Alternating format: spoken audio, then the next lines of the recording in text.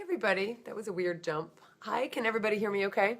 Checking the volume, looking good. Hello, happy Wednesday. Happy Wednesday, right? It's Wednesday. Colleen Patrick-Goudreau here, offering a Quickfire Vegan Q A, even though the Quickfire aspect usually backfires, no pun intended, because I usually take longer to answer the questions than what would be required in a Quickfire Q A. But I'm here with your vegan questions or animal-related questions, or really anything related questions. Questions related to living compassionately, questions related to language or film, or literature, all the things I love, or cats, or California, or food, or cooking, or whatever. So I'm here for you. You can go to ColleenPatrick-Goudreau.com, and one of the things we just added today, we just perfected today, is a feature on the website whereby you can enter, so it's different than signing up for the mailing list. You can enter your email address and get notifications whenever I post a new post, whether it's a new podcast or a new blog post. And now that the website's done, I'm going to be posting over there a lot more. And I really encourage you to go over there, ColleenPatrick-Goudreau.com, and join the mailing list and get your Joyful Vegan Starter Guide. But you can also, if you go into the blog and go into one of the blog posts or one of the podcast posts, on the sidebar, you'll see a little invitation to enter your email address, and that way you'll get notified of posts via email. And you have to make sure that you confirm it, so you'll get an email, and check your spam just in case it doesn't work. Angela, hello, welcome. Hello, I wanted to know which multivitamin you take each day. You mentioned that it contains B12, so I wanted to see if it's available here. Yeah, where are you, Angela? I actually get mine from Diva, D-E-V-A, and I order them from Amazon. So I think all of Diva's products are ordered from Amazon, and I do take a multivitamin with a B12. I also take an extra B12 just like once in a while, like once a week, I'll take an extra B12. And then I do take a DHA supplement as well. Those are really the only supplements I take. So thanks for your question. Westfield, New Jersey is in the house. I have not made yogurt, Michael. It's on my list of things to do. Hold on. What do I call it? I call my Magic Pot. What is it called? My pressure cooker has an option for yogurt making, which I guess means that I can more quickly ferment whatever milk I'm using. And I want to try it with coconut milk to start off with, because I've pretty much stopped buying yogurt. Once Trader Joe's stopped private labeling the So Delicious coconut milk yogurt, which is my favorite, I really just stopped eating yogurt just because I'm sorry, So Delicious, I love you, but I'm not spending $2 on a 5-ounce container of yogurt. A, because I don't like all that waste, and B, because I'm not spending $2 on like a 5-ounce container of yogurt. So it's on my list to make yogurt. If you've done it, let me know if you have a really good kind of recipe for it. But it's on my list because, as you know, I'm kind of making everything on my own right now. I actually just showed a girlfriend last night how to make my sausages that I've been making, and I will show you how to make them.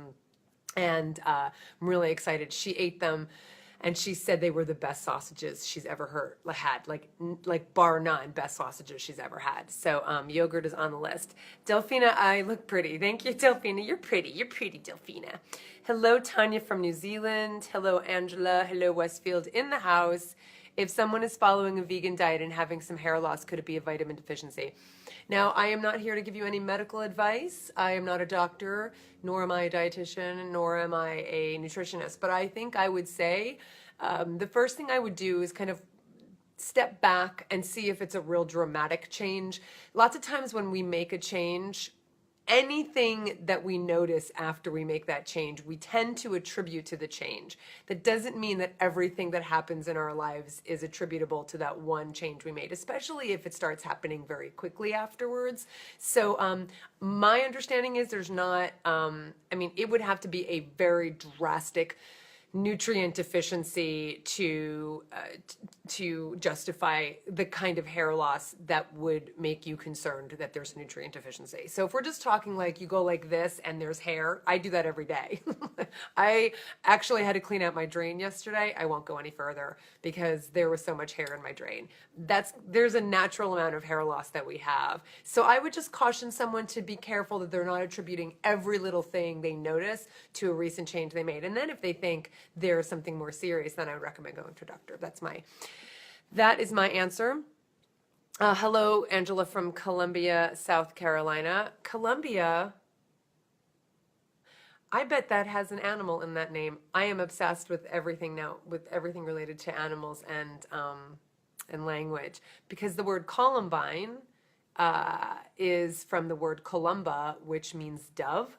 So I would imagine that Columbia, obviously meaning whether it's the country or the town in South Carolina, might refer to a dove. I think that's pretty cool.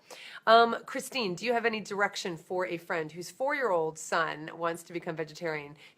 He says meat is just butts, and you can't disagree. You can't disagree with that, especially when a lot of the names for the cuts of meat from animals actually is named after their butt, like loins, named after kind of the upper hip area, butt. Rump, it's a butt. We're eating it. It's kind of gross. So I don't eat rumps. I don't eat loins. I don't eat shoulders, anything like that. So he's very wise, that young boy. So I would just encourage her to make it a family endeavor. I would encourage her to get the 30-day vegan challenge so she can see all the information she needs about the nutrients that her child needs, cooking for her child. But obviously what will happen is that she's going to make these changes and they're going to affect the whole family. That's what life is. That's what relationships are. One person makes a difference, one person makes a change, and it affects everybody. And that's the beautiful thing. So I would really encourage her to support him, to make it a family endeavor, to become more informed, and to make sure that he is also becoming informed. He is 4, he can start processing lots of information about food and nutrients and the relationships the animals have with one another, so he doesn't have to eat butts. So that's my advice, is get the 30-day vegan challenge. There are no nutrients that we need whose amounts that we need that there's a difference between the amounts that we need as a vegan and the amounts that we need as a vegetarian.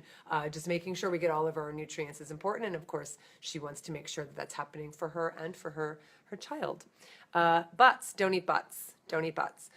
Kathleen, hi Colleen. Just wanted to say thank you for all you do. Love. Hi Kathleen, thank you. Love back to you.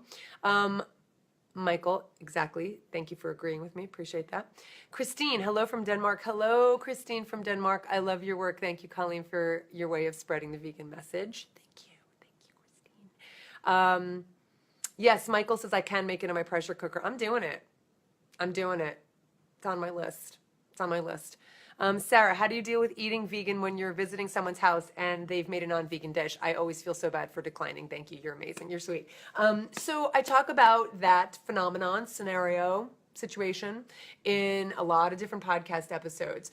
So I would go and look at the podcast episodes that have to do with social engagements and food and social occasions and communication, because we can do the best we can saying up front what it is we need and how we eat, and our friends will get more familiar with it. I have rarely been in the situation where someone makes a dinner around meat and dairy because they didn't know I was vegan. I mean, I make sure that it's known that I'm vegan, and that's with neighbors, that's with friends, that's with acquaintances. It's just it's who I am. And so that's the most important thing, is us being the vegan in the room, being proud, speaking up for who we are, and making it clear to those who know us. And then then we can answer the question so that when someone's going to invite us over, we say, hey, by the way, thank you so much for your invitation. Is there anything I can do to help? Just, do you have any questions? Just so you know that I don't eat, meat, dairy, and eggs. And then if we do get into the situation where we go somewhere and someone's made something for us, I guess I would just say if you had an allergy to a food, you wouldn't eat it. Or if you really didn't like a particular food, you would probably decline. If food really makes you feel disgust, like some foods make some people feel, I would ask the question, what's the difference if there's an ethical disgust for us, or an ethical aversion for us? Being able to politely say, I'm so sorry, I wasn't clear with you, but I'm vegetarian, I'm vegan, and can I help you make something, or can I just corrected me? Okay. So that's kind of my whole trajectory, is be clear up front, clarify when you need to, and then I don't think we have to apologize for our own ethics. We, we can be gracious about it, but if we didn't like something or if we were allergic to something, we would just politely decline. Hernan. Sorry, Hernan. It's so important to think about the waste created when buying something. Hello from Argentina. Oh my God, I think about it all the time. We actually just lowered, you know how, you pay waste management to get your bins taken away, right? And dumped. So we have a green bin, which is filled every week with all of our compost, whatever we don't compost here, because we have compost bins. And it's filled with, green stuff and leaves and everything. So that goes to the compost in Oakland. And then we have the recycling, which does tend to get full. And we actually got a smaller garbage because I really try to reduce waste as much as possible. And I guess I would say to everybody out there, I did this kind of pledge on my old website. I don't have it up on the new website right now, but I would just really ask everyone to pledge to do what they can to reduce waste. And I think one of the first and easiest and best ways to do that is to not buy bottled water ever. I have not bought bottled water in months, 6 months, a year, like a long time. Doesn't sound very long, but I mean, once I made the decision, it's not even an option. For me, who lives in a developed nation and who visits mostly developed nations, if I go to Africa, I'm not going to, or places in Africa where the water systems aren't very clean or secure, that's a different story. But where we are able to have access to clean water, I really think we need to not drink bottled water. So that's my little rant. I'll get off my soapbox now. Megan, what's your opinion on animal welfare efforts in factory farms versus abolitionist approach? Massachusetts has a question on the ballot for ending confinement and banning for the sale of products using those practices. Sorry, this might not be a rapid fire question. It's not a rapid fire question. That's definitely a longer answer question. I really do believe we have to change the laws for animals across the board, whatever animals we're talking about, animals who are raised for consumption, animals who are in laboratories, animals who are companions in our homes, animals in every social regard. We need to change laws for animals. We need to make it illegal, and we need to make them abuse against animals a felony. So I am in support of any legislation that moves in that direction. What I am less certain about is when organizations work with companies to change their standards for how they raise, keep, confine animals that are kept for human consumption, because I don't have faith in the companies who make money off of the production of these products. I do believe there is a conflict of interest, and the whole reason people are able to eat so much meat, dairy, and eggs, and the reason they're able to do it so frequently is because it's kept so cheap. And the reasons it's kept so cheap is because the production levels are so high. And so for a company to say, yeah, we're going to cut our profits and not be beholden to their shareholders, who they are beholden to, and just take less of a profit, I have a real problem with that, because there's only two ways you can cut profits. and that is either by slowing down production and having more welfare standards in place, or raising the prices for the consumer. And I really know from a PR perspective that companies don't want to raise money for for consumers. So that's where I'm not quite certain. But in terms of legislation, I do believe that is really important. So I guess, I don't tend to put myself in a box and choose one or the other. But of course, what I want is for animals to not be hurt. And I tend to go into the direction of, like not using animals at all, obviously. So philosophically, I'm abolitionist, but practically speaking, it's not a perfect world. And I wouldn't call myself a welfarist. I don't like labels. I wouldn't call myself either, but the end of my very long quickfire answer is it's not a perfect world, and we're all doing the best we can, and we're all trying to figure out what the best thing to do is, to just say, enough, enough, enough. We abuse animals in so many hideous ways, and as part of our everyday behavior and habits. And I just think, enough. Long answer. I will share my sausage recipe. I will do it. There's some love going on. Love and hugs from Brooklyn. Hello, Annie. Hello, Cindy. Robert, I never did finish my Ruby course. No, only because I was just too busy, but I really do want to do it. It looks amazing. I miss the 24-ounce soy yogurt that TJ's used to carry, and also the silk large size. I hate buying small containers of anything. I agree, Alexandra. Fernanda, stop it with your sweetness. Michelle, a lot of discussion about cats and vegan food. You have cats. Do you feed them vegan food? Do you think they can thrive on it?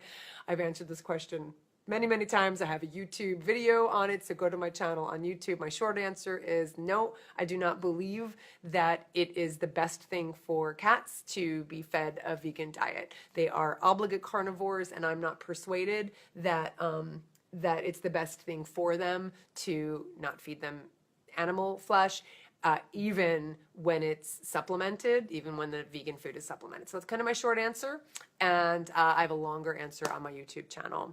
Thanks for asking, Michelle. A little more love going on here. I'm looking for new recipes to help us. This is all new to my family members and I. Hi, Angela. Well, welcome. I mean, there's so many recipes around the web. Obviously, you can find recipes anywhere you turn. I will recommend some cookbooks, however, some pretty good ones that I can stand by, like The Joy of Vegan Baking, like The Vegan Table, like Color Me Vegan. Those are my first 3 books, my cookbooks. And yeah, they're tried and true, and it's a joy to me to know that people make these recipes and actually incorporate them into their repertoires. My recipes are always very simple, they're always very flavorful, and they're always filled with ingredients you can find anywhere, and they're things that you can make, just kind of at dinner time, even though I recommend that you do not decide what to have for dinner at dinner time. Decide hours beforehand so you can prepare. Kathleen, I'm in my early 40s and I have hair loss too, really a lot over the last 2 years, bald spots. I've been vegan for 8 years. Yeah, that's interesting, Kathleen. I would just do a little more research. It could be an aging thing. It could be a climate issue. It could be that you're in dry areas. Maybe a humidifier would help. I would definitely look at boosting some nutrients, but I would really encourage you to do a little more research. Go check out Dr. Greger's channel. I'd be curious to see what he says about it, if he has anything over on his nutritionfacts.org, and of course in the end, getting medical, advice is always a good thing, just to have lots of information to go by. And we have Frankie saying that biotin is a great supplement for hair and nail health. That's great. Kathy is agreeing about vegan cats. Angela is in Vancouver, British Columbia, and I will definitely check out Amazon for the vitamins. You're welcome. Also, how did your presentation go with the 6-year-olds? I mentioned it in the last live broadcast I did. For those who are asking, I went to a school of French and English speaking 6-year-olds and talked to them about veganism and animals. So you can go to the video that was just 2 days ago if you want more information, but it went well. As I said, I don't think I made all new vegans, but I planted seeds and I'm happy to do that. Cindy, there is a book for the family from Forks Over Knives. There you go.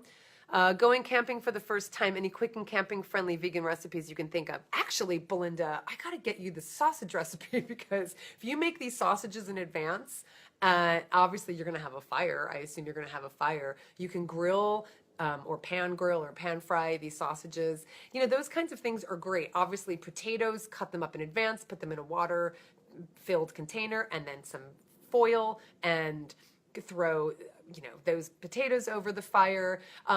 Definitely things like oats, quick cooking oats. You can absolutely, again, boil some water, pour that over. So bring a little sugar or some dried nuts or dried fruit and nuts, and you can have a great oatmeal for breakfast. I mean, those things are really simple. Oats, quick cooking oats are so easy to take on the road with you, whether you're camping or you're traveling. There have been plenty of hotel rooms where I just kept the oatmeal with me in my room if I didn't want to go down to breakfast. You know, you don't like to spend money on breakfast every time, you know, when you're traveling. So I would keep things like that in my hotel room, just get hot water from my little hot water thing, my hot water thing, and because I always have that for my tea anyway.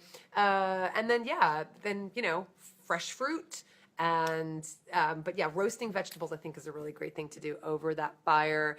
Jazzy Jones, love you and all you represent. I first found you through Cowspiracy and I've been vegan for a year now since watching that. Wondering what's the best way to have a clear skin through a vegan diet. I love that, Jazzy Jones. Thank you so much. Thanks for taking... Did you take the 30-day vegan challenge? You found out about me through Cowspiracy. I'm not sure if you took the 30-day vegan challenge. Clear skin, you know, I do believe, as I talk about in Color Me Vegan, I don't just believe it, all of the micronutrients, the phytochemicals, the antioxidants, they are so important in like just as important or just important as the being very naughty. So one of the things, you know, what happens when you eat by color is all of the colors that are in the fresh fruits and vegetables or cooked vegetables as well, those colors really do affect our own skin. So that's, you know, the carotenoids, for instance, the beta carotene, the alpha carotene, those really rich orange, pigmented fruits and vegetables like carrots and squash. But also don't forget all the green vegetables have all of the colors in them. They're just covered with the green. So you're getting just all of these colors in the variety of foods that we eat. And that does pigment our skin. So the more we make the foundation of our diet whole foods, fruits and vegetables, nuts and seeds, beans, grains, mushrooms, herbs, and spices. Did I say beans? And legumes, obviously, and lentils. So I do think that having that as a foundation, that doesn't mean I don't eat junk food. It doesn't mean I don't, you know, eat more processed foods. It doesn't mean I don't drink my, you know, my alcohol, whatever. I'm not a perfectionist in that way at all, or a purist. I'm a perfectionist in many ways. I'm not a purist. I do believe that affects our skin. So eat by color is my advice. Was that Quickfire? It didn't seem Quickfire. Awesome. You're welcome, Christine. Mary, do you ever feel discouraged or that the vegan effort is futile? I will never go back, but animal use is so pervasive and condoned in our society. It's discouraging. Well, Mary, if your intention for being vegan is because you think that you're going to see the effects of your personal veganism, then yeah, that could be discouraging because, you know, because animal abuse and exploitation is everywhere. But for me, being vegan is just an extension of my values, right? So it literally is, being vegan was a doing away with all of the blocks to my compassion. So it's a natural response to my aversion to violence against animals. And so that's what I focus on. And that being the case, there's nothing that discourages me on a daily basis, because that I'm manifesting my values of compassion and kindness is a wonderful thing in and of itself. So that for me to be able to express that compassion just on a daily basis, just by not contributing to exploitation and abuse of animals and violence against animals, that in itself is a beautiful thing. Now, does that mean I don't get discouraged by how much abuse takes place? Absolutely. And I've talked about healthy cognitive dissonance. I do everything I can. I look, I pay attention, I advocate, I activate, I do everything I can to not contribute and to encourage other people not to contribute and to help them manifest their values in their everyday behavior. And I do also have a healthy amount of cognitive dissonance in that I can't dwell upon all of the suffering. If I dwell upon all of the suffering, I will become completely jaded, and that doesn't help anybody. So check out my podcast on the 10 stages of what happens when you stop eating animals. I talk about this. And actually, I'm working on the transcripts right now to create an ebook of the 10 stages of what happens when you stop eating animals. So I'm going to sell them as individual transcripts and also as an ebook to get those 10 stages out there to all of you, because I think it'll be really helpful. Hello from Jersey. Phil, raw vegans claim we should not eat cooked food. What's your views? Yeah, I don't agree. There's not evidence that that 100% only raw foods is more beneficial than eating whole foods in their whole state and eating an abundance of raw fruits and vegetables, but also having some cooked foods is better. There's no evidence to indicate that 100% raw and being rigid about that is better than having some cooked foods in your diet. Even if you do an 80-20, there are certain nutrients that we cannot absorb without heat, without the food being cooked. It breaks down some of the cell walls, literally, so that it makes it more, makes our bodies more able to absorb those nutrients. So I don't agree with that. And again, as you have probably guessed, I'm not rigid. I'm not rigid about these things, because I think we could drive ourselves crazy with all the theories out there. So my feeling is eat food, not concepts. And I really do believe that. I mean, so, in the summertime, I tend to eat more raw vegetables, but I would not say that eating cooked foods is bad for you. You can find a theory to support everything out there. I haven't tried making yogurt in my Instant Pot yet, but a few friends have. It's nice that you can control what goes into your own recipe. I agree. Awesome, Michael. Cindy said, someone told me that my food was gross spaghetti squash, and I said to him, gross as a dead cow in your stomach. Yep. How'd that go over, Cindy? Angela says, what if your family, your friend has made a dish with meat in it and pulled the meat out? Does it count? I've said before, Angela, that there's no rule book when it comes to being vegan. We do the best we can to not contribute to animal suffering. If you are comfortable in a situation where someone has made you a dish and, maybe it's like a pozole, and you will eat the pozole because it's a tomato broth and there's hominy in it, but there's also pieces of flesh, and you don't want to eat the flesh. If you're comfortable doing that, don't let anybody tell you that it doesn't count, because no one's counting, okay? You're counting, and you have to decide what you're comfortable with. So I would just say to you, do the best you can when you get into those situations. If it's uncomfortable for you, do what reflects your values. And that includes our values in terms of how we interact with our loved ones. But also, don't be afraid to reflect your own values. I think we worry sometimes about other people's feelings more than we worry about our own. So I would just push back and just put out to you, why is it more important to make someone else more comfortable than you, right? Just a question. Just a question you'll have to ponder. And I think it's really important to also communicate to that person what it is you're doing if you do pick around it, because, that's going to also be obvious, and that might be uncomfortable as well. So I would just say, why is it more important for us to make sure someone else is comfortable at the expense of our own comfort? And again, that doesn't mean we be ungracious and rude. There's a way to do both. There's a way to also, to not be rude and still speak up for what we want. So just question for you. Okay, Lena. Okay, so there's Lena's response. How do I feel about seeing eye dogs? God, you guys are asking so many questions. We might have to save more for another day. I'm losing my light. Look, how do I feel about police dogs? And Allison, it's really interesting. It's really interesting. Our relationship with animals goes back a long, long, long way. And our use and abuse of them and our exploitation of them goes back a long way. I think moving forward, we need to continually ask, how can we do better and what can we do without? I do believe the big things that we need to worry about are we know we can thrive without animal flesh and fluids. Let's do it. We know we don't need to test on animals for most of the things that we're testing on animals for, so let's do away with that. We know we do not need to be entertained by exploited and abused animals in circuses. We know that we do not need and don't have a right to go look at animals who are confined in cages, so let's do away with that. Then you get into these grayer areas, right? Because some of them are predicated not just on use, but on you know, a what's the word I'm looking for? A compatible aid. And who am I to judge someone who has a seeing eye dog who, because that person cannot see, and this companion, and my understanding is, you know, my understanding is a lot of these programs, I'll say a lot because I can't speak for everyone, you know, they're working with these animals, they're training these animals, they're going to people who love these animals, they are their companions, they need them, and when they need perhaps another animal because that animal has grown too old to be a working dog, they adopt them out to.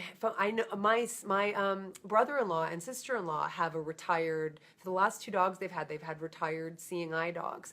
So there's a way to do that, I think, in a way that doesn't, you know, further exploitation. But if, you know, if we say that there's no way to ever have companions in this world, and, you know, that includes dogs and cats, and I know people who don't believe that, you know, I'm vegan because I have cats, then we're just shooting ourselves in the foot, and we're never gonna ever get anywhere. So anyway, that's my long answer again, very long. I'm losing my ability to see your questions because it's getting dark. You are one of my great inspirations in feeling good being vegan in an omnivorous world, and I enjoy your take on things. Who are your favorite thinkers, philosophers, and have been through your life? Oh my gosh, Christine, you're so sweet. Thank you. I'm going to put this light on. Hold on for 1 second. That didn't really help. Did it help a little bit? It helped a little bit. My favorite philosophers, I would say first and foremost, the thinkers who have influenced me greatly would be Lao Tzu, you know, ancient author, we believe is the author of the Tao Te Ching. That probably influences my thinking more than anything else. Marcus Aurelius, Meditations, is a book that I go back to again and again. Marianne Williamson was someone who, when I was growing up, I was a young adult. I found her when I was in my early 20s. I absolutely adore her, and her way of thinking and her approach and her way of going about it has just resonated with me all these years, and it continues to. I don't have the Christian language that she has, but I know what she's talking about in a metaphorical sense, so it doesn't bother me. So yeah, I guess those are the 3 I would say have influenced me greatly. I read the Tao Te Ching every day, and yeah, thank you for asking. Sarah, well said, calling the true cost of meat and dairy are certainly not reflected in the price of meat and dairy in developed world. Organic vegetables are more expensive because farmers are not subsidized like meat and dairy producers. I want my money to go to those people instead of profit-based companies. Okay, I'm going to try and go through these because I think we're going to have to do one tomorrow because I have to eat. I have to eat, and we have a lot of questions here. I'm hoping next year I can be dependent on my own veggie garden. Going to start an inside garden. I love it. I think open rescue is awesome, Dana. I do, but I also do think too that, you know, we're never going to have the space to accommodate all of the animals who are rescued and who need sanctuary. We need to reduce the number of animals who are brought into this world only to be killed. We need to, for me, like, I think those are great PR opportunities, and for those individuals who are rescued, I think it's great. But ultimately, we need to reduce demand, and we need to reduce the output. So we need our message to be a message of veganism. We need to make sure our message is a message of you know, reduction. We need to get people to stop eating so much meat, dairy, and eggs because we cannot accommodate all of the animals who are right now being confined and I know the people who were doing open rescue don't think that they're going to rescue everyone. That's not possible, obviously. So again, me and my long mixed answers, I think they're great. I support them, and that's not going to solve the problem. And they know that, but that's not going to solve the problem. Do you do this every week at the same time? Marina, I tend to do them around this time. Yeah, it's a good time for me because I'm like washed and showered from my run, because you don't want to see me before that and you don't want to see me right afterwards. Got to clean up.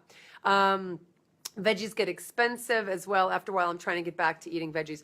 Now, I just want to say things because that's come up twice now, and I talk about this in my podcast. I talk about this in the 30-Day Vegan Challenge. It's not that organic vegetables are more expensive than cheap animal products. It's that we're not paying the true cost of the animal products. They are subsidized so much so that they're so artificially cheap, so that when we see vegetables and produce and foods that reflect the true cost of growing and producing those things, we think they're more expensive. It's an artificial system that we've become dependent on, so that we mistakenly blame and believe that organic vegetables and good whole foods are so expensive and unaffordable. That's not the truth. The truth is that it's affordable. What's happening is that everything else is so cheap artificially, and there are costs that we're paying in so many ways for that cheap food, for that cheap meat, for those cheap eggs, for that cheap milk. The costs for cheap animal products are incredibly high. The cost to our own ethics and our own spirits, the cost to the environment, the cost to the animals, the cost to our health. So the costs are very high, even though we're paying very little. Okay, good. All right, I'm going to go through this. I just went camping. Oatmeal for breakfast. Love it, with fresh fruit, veggies grilled over the fire. That's what I said. That's exactly what I said. Madison, it's awesome. Black bean patties and s'mores. I love it. Kevin, hello from Vancouver. Kevin, thanks for all your work and support. I've been vegan for almost 2 years now, and I would love to try a sausage or some other type of meat. I've had celiac since birth, and most products have gluten in them. I've been trying to search for products. Mine are gluten-full. My sausages they're made with gluten, with wheat gluten. But our tofurkey sausages, do they have gluten in them as well? Because I know they're tofu based, and I know you can make a good tofu based burgers, and so I am certain you can make a good tofu based sausage. But I'd have to go and look. My sausages that I'm talking about are gluten full. But I'm wondering if tofurkey has gluten in theirs. Lately, my husband has been going out for beef hamburgers, though I make a really good vegan meal at home. I try not to be upset, but I am. Thoughts on how to shake hurt feelings? Yeah, Jennifer, you got to work on that. Just got to work on that. That's hard. It's hard. It's hard. And those feelings that you have are going to come out in your interactions with your husband. So for, right or wrong, that part, your reaction to him is on you. What he's doing is on him. What you're doing the right thing by making a great meal. He wants to go out, fine, go out. I'm making a great meal. You want to go out and inconvenience yourself and pay for crap, go for it. But then you need to then get right with that once he walks out the door, so that when he comes back in, it doesn't feel like a personal affront. Or when he leaves, you don't feel like it's a personal affront, and you got to work on what's going on for you and how to reconcile it, because the way you handle it will ultimately influence obviously your relationship, but also his future behavior. I hope that helps. Okay, I'm so far behind. You're like responding to things, pretending to disconnect on me. Mary, awesome. All right, I can't get to all of these, you lovely people. All right, lunch ideas and breakfast ideas and dinner ideas. They're all in 30-Day Vegan Challenge. There's a quick answer right there. Yay for the ebook. Awesome. Favorite vegan skincare. Right now, I'm pretty much using Arbonne, which I love. Spay and neuter. Okay. More people are becoming awake. I agree. You're welcome, Michelle. We appreciate all the time you give us and enjoy your evening. Thanks. You're welcome. You're welcome. And yes, tofurkey has gluten. I'm at the office working late tonight and just wanted to thank you so much for the company and your wisdom. I always enjoy your live chats. Thank you, Angela. It's gotten dark. It's time to go. The cats are hungry. I need dinner. My husband's not coming home tonight, which is rude.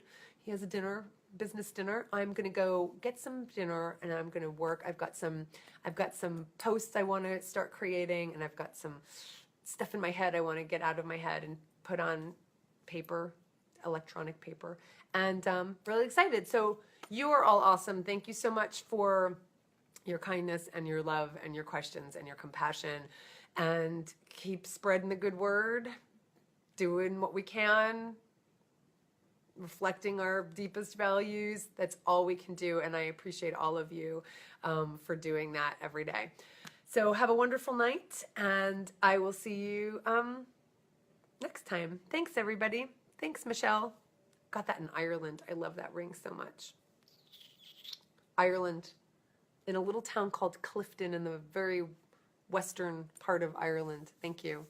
Love you, Sue. Love to all of you. Thank you.